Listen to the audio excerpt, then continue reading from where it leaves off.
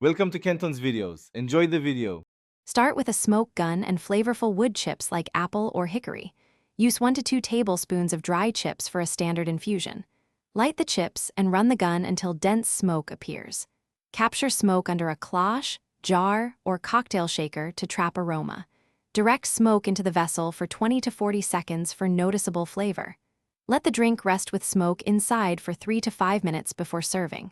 Serve immediately, lifting the lid to release a theatrical plume of smoke. For fog, use food-grade dry ice in controlled amounts and follow strict safety. Use a single 1/2-inch pellet per drink and never let guests ingest it. Place the dry ice in a separate compartment or a large hollow ice cube.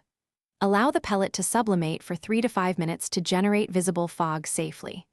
Always handle dry ice with insulated gloves and metal tongs to prevent skin burns. Keep dry ice away from children and clearly instruct guests before serving the drink. Prioritize safety with clear guest instructions and active ventilation in the service area.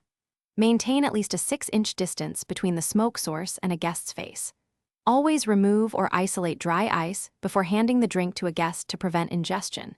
Use only food-grade wood chips or a commercial smoke gun for flavor, not volatile chemicals. Avoid liquid nitrogen for casual service because it carries severe burn and inhalation risks. Clean equipment and discard residual chips or pellets after. Thanks for watching. Consider subscribing if we helped you.